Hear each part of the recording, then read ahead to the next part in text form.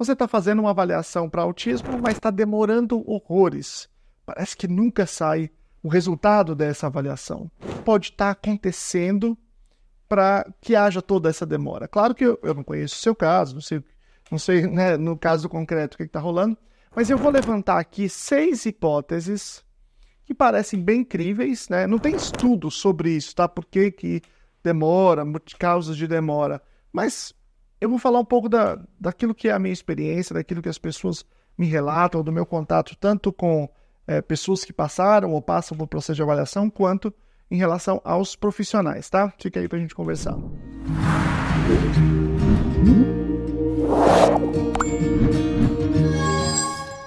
Olá, povão, meu nome é Luciano Lacerda, sou doutor em Educação pela PUC São Paulo, fiz o pós-doutoramento no Departamento de Psicologia da UFSCar e eu estudo autismo e práticas com evidência. E essa questão do diagnóstico é uma coisa que aparece muito, né?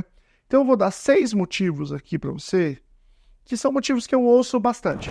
E o primeiro é o seguinte, pode não estar demorando, pode ser uma impressão, porque quando a gente diz está demorando, é uma expressão subjetiva, né? Você pode achar que uma semana está demorando, o outro só acha que está demorando, não passa de um ano. Não tem uma coisa que é exata do tempo que deveria acontecer. Aliás, eu estou aqui nesse lugar diferente do que normalmente eu gravo, porque eu estou em Brasília e vai ter o congresso da Sociedade Brasileira de Neurologia Infantil. Então, no pré-congresso, que é amanhã, eu vou fazer 2 palestras. E essa instituição, a Sociedade Brasileira de Neurologia Infantil, ela publicou uma proposta de padronização da avaliação diagnóstica e intervenção, né, que é para os neurologistas infantis. É um documento muito robusto, muito forte, de alguns anos atrás, inclusive estão refazendo agora, né, esse documento, e lá tem um processo para fazer a avaliação diagnóstica. Então, por exemplo, você tem a avaliação do médico, você tem, idealmente, uma avaliação multidisciplinar, né? Normalmente você tem fono, psicólogo, TO. Você imagina, tem que marcar marca com o outro. Aí cada um tem o seu tempo de avaliação. E aí eles sugerem lá fazer um BERA, uma audiometria do tronco cerebral, fazer um CGH-Ray, depois se não der nada, um exoma. Tudo isso leva tempo. Você não faz isso em uma semana, né? Então, às vezes, o tempo que está transcorrendo é o tempo que precisa fazer. Não é que está demorando, entende? Eu sei que é muito difícil para as famílias, muitas vezes você está angustiado, querendo uma solução. Pode ser que esteja demorando, mas pode ser que não seja esse o caso, seja simplesmente o transcorrer do tempo que realmente acaba sendo um pouco angustiante. Eu já fiz um vídeo sobre esses exames, sobre esse documento da SBNI, vou colocar aqui para vocês. Se vocês quiserem, depois vocês assistam para entender quais são esses exames necessários para avaliação diagnóstica. O segundo motivo, que talvez seja até o mais comum, né, que mais comumente produz essa percepção nas pessoas, é o seguinte: não é que a avaliação está demorando, é que a avaliação não está acontecendo. Às vezes a família vai lá e ela diz assim, doutor, tem aqui tal situação, né? E ela faz uma afirmação e a pessoa, o médico, meio que dá de ombros aquilo, não leva aquilo em consideração. E aí, eventualmente, os pais acham que tá avaliando, porque nas consultas se fala sobre aquilo, mas não é que está tendo uma avaliação, só não está fazendo, entende? Tem um estudo que uma das autoras é a Cleonice Bosa, que é uma professora muito importante da URGS, né, no Sul, que eles entrevistam lá vários pais, várias famílias, e tem lá um dado que é o seguinte: você tem um momento que a família desconfia, a mãe principalmente, ela desconfia, e entre esse tempo, esse momento e o fechamento do diagnóstico tem em média 3 anos. 3 anos. Não é que tem 3 anos de avaliação, você começa a avaliar e daqui a 3 anos chega o resultado. Não, é porque a mãe fala, diz, não, você tá neurótica, veja bem, cada criança tem seu tempo, papo assim, ou qualquer outra coisa. E aí, chega numa próxima consulta, aqueles dados, né, que tinham levado ela a desconfiar são persistentes. E aí, à medida que o tempo passa, vai havendo mais desafios, mais demandas sociais, e aquilo vai ficando mais óbvio. E aí, num certo momento, o profissional diz, putz, é mesmo, então vou fechar o diagnóstico. Então, são 3 anos. Isso não é só no Brasil, isso também é fora, tá? Mas não quer dizer que é uma avaliação demorada, quer dizer que, às vezes, não tem a atenção necessária para essa família para, de fato, dar prosseguimento num processo de avaliação apropriado. O terceiro motivo pelo qual a avaliação pode demorar é porque o profissional pode não saber fazer. E aí ele pode estar fazendo ali coisas mais ou menos aleatórias, né? Gente, eu já ouvi tanta coisa absurda que já foi dita em consultório, todo tipo de coisa que você imaginar, desde, sei lá, qualquer coisa que você puder imaginar, espiritual, biológico, de qualquer tipo biológico, que vocês puderem imaginar, eu já ouvi, né? Então, às vezes, o profissional não sabe, então ele está fazendo aleatoriamente, ele vê um teste, vê um negocinho ali, ele vai vendo ali e aplicando ali aquelas coisas de uma maneira meio desorganizada, né? Ou às vezes até por motivos comerciais, para fazer aquela família passar mais e mais vezes ali. Infelizmente, eu não acho que seja uma coisa muito comum, mas é uma coisa que acontece, né?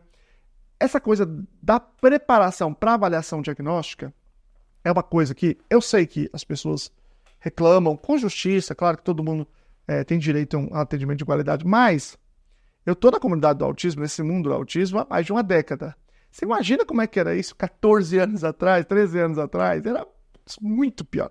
Mas era muito pior. Você tinha realmente aqueles profissionais-chave que ficavam em lugares que eram centrais, assim, né? Era tudo muito difícil. Hoje você tem, em grande parte das cidades, profissionais que fazem avaliação diagnóstica, né? Isso é uma coisa realmente recente. Mas é claro que isso não justifica, é importante que todos os profissionais que façam essa avaliação saibam como fazer, estejam preparados. Isso vem melhorando, mas é claro que é difícil, de fato, chegar num ponto em que todo mundo tem acesso a essa avaliação de qualidade. Antes de continuar aqui falando desses outros 3 aqui, que me parecem bem relevantes, eu quero convidar vocês a conhecer o Clube da Luna. Vou colocar aqui o QR Code, que é um clube de assinatura, para quem deseja realmente aprender mais sobre intervenção para autismo.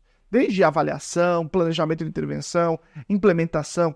Tem um curso avançado de comportamento desafiador, que é muito bom. Tem vários protocolos, desde nível 3, né, até nível 1, questões relacionadas a habilidades sociais. Então, é um curso realmente...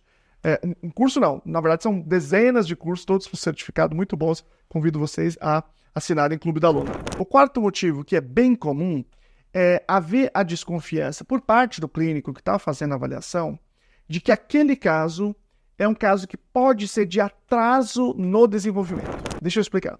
O autismo ele é um transtorno do neurodesenvolvimento. Você está fazendo o desenvolvimento e aí ele é alterado. Você tem uma rota alterada e essa alteração traz um conjunto de prejuízos para o indivíduo que justifica haver um diagnóstico, intervenção, tudo isso. Acontece que às vezes você olha para o caso e não se trata de um transtorno do desenvolvimento, um desenvolvimento alterado em outra rota. É só que o desenvolvimento está acontecendo na rota apropriada, mas ele está atrasado, né? Está mais atrasado em relação aos outros indivíduos da mesma faixa etária. Nesses casos, é muito comum do clínico propor alguma iniciativa de estimulação, às vezes faz fono, TO, às vezes faz aba, às vezes vai para a escola, faz uma opção de coisas, para entender como que esse indivíduo responde a essa estimulação, para entender se de fato ele tem um desenvolvimento alterado, ou se é só uma questão, às vezes, de um empobrecimento da estimulação, ou algum atraso mesmo com a motivação biológica. É claro que isso aqui, pessoal, eu não estou falando do médico que diz assim, não é nada, vai lá, põe na escolinha, daqui a pouco 6 meses a gente conversa. Não é disso que eu estou falando, tá? Porque tem profissionais que fazem isso sistematicamente, porque diz que cada um tem seu tempo, essas coisas assim. Não é disso que eu estou falando. Eu estou falando de profissionais responsáveis, que dominam o tema, que avaliam aquela criança e que têm motivos para crer que aquele não é um caso de uma alteração no desenvolvimento. Tem motivos para crer que aquilo pode ser só um atraso. E aí que eles podem fazer essa proposição e acompanhar de fato, né, observar de uma maneira muito atenta. É disso que eu estou falando, tá? Esse outro indivíduo diz, daqui 6 meses a gente conversa, esse é o que não está fazendo avaliação, né? Esse é o primeiro motivo. Mas existem, de fato, alguns casos em que pode haver desconfiança de que é um atraso no desenvolvimento e essa estimulação, ela é importante. Qual que é o problema aqui? E isso tem muito a ver com essa maneira que as coisas são organizadas no Brasil. É que, em tese, quando você tem uma desconfiança, você já deveria ter acesso à intervenção. E aí você vai ver como o indivíduo responde e depois, eventualmente, você fecha.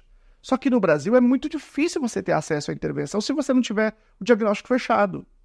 Isso vale para quem está correndo atrás do SUS, vale para quem está pedindo no plano de saúde. E quanto mais se você for judicializar no plano de saúde, imagina, só com uma desconfiança.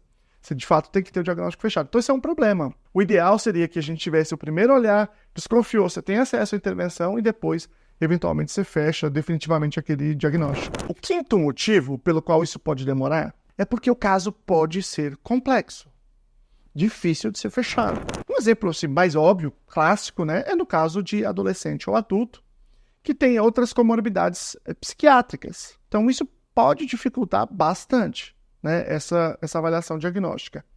Também, no caso de adolescentes e adultos, existe um outro fenômeno um pouco mais complicado, que também cursa com eventualmente outras questões psiquiátricas, que é o indivíduo que está no TikTok, está lendo, ele sabe tudo sobre autismo, e às vezes a avaliação ela fica viciada, porque o indivíduo está respondendo segundo aquilo que ele já viu sobre o autismo. De fato, isso existe, né? Infelizmente existe. E aí, o clínico tem que distinguir entre aquilo que ele está falando e aquilo que é uma observação da realidade do que é o quadro daquele indivíduo. Mas tem muitas outras situações que são complexas. Vou dar outro exemplo aqui. Existe um conjunto importante de literatura que fala da importância do pediatra em fazer essa avaliação diagnóstica, né? Mas, vamos imaginar que você vai no pediatra, o pediatra não é especializado naquilo. Ele pode fazer essa avaliação, claro que ele tem que ter uma preparação, tem que estar ali bem informado para fazer isso, mas às vezes o caso é muito complexo.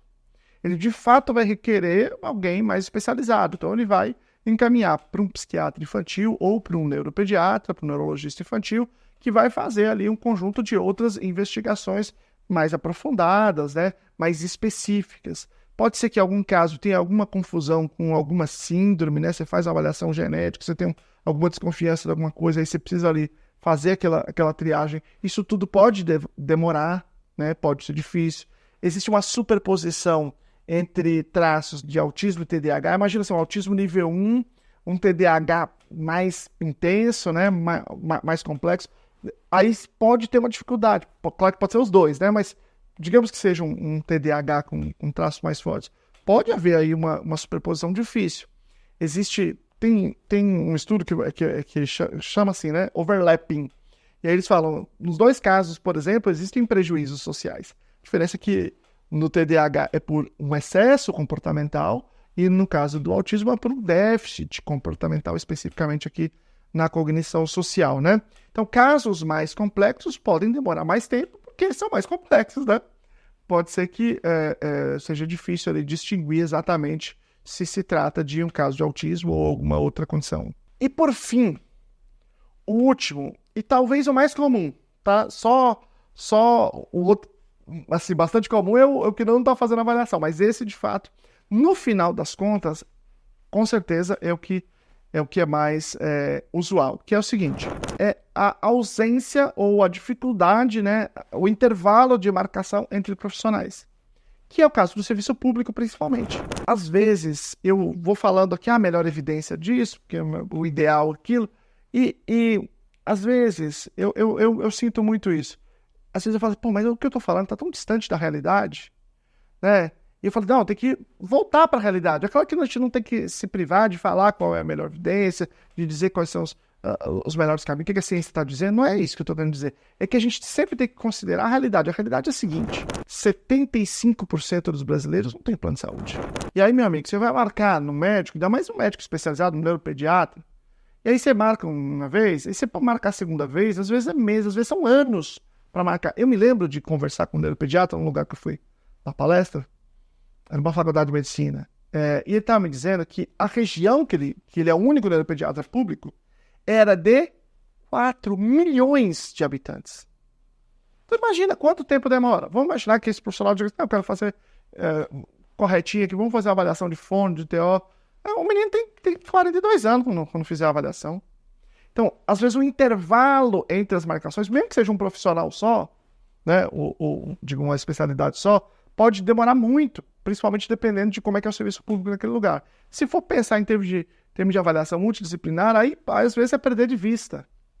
Então isso também faz, obviamente, a avaliação ficar demorada. E isso produz ainda mais desigualdade de acesso para aqueles que são mais vulneráveis. Então isso é um grande problema social na minha interpretação, que é as pessoas com menos condições financeiras têm mais dificuldade de acesso ao diagnóstico e quando tem acesso ao diagnóstico, mais dificuldade de acesso à intervenção. Isso é uma coisa urgente da gente pensar sempre em enfrentar, trazendo prática baseada em evidência para o serviço público e equipando o serviço público para oferecer sempre o melhor para as pessoas. Agora eu vou deixar para vocês, depois de você compartilhar esse vídeo aí nos grupos de pessoas que estão precisando, grupos de amigos, de pais, de tudo, eu vou deixar 2 vídeos para vocês aqui. Vou deixar esse aqui, que é sobre os exames de avaliação, e esse aqui sobre a avaliação em adultos com autismo.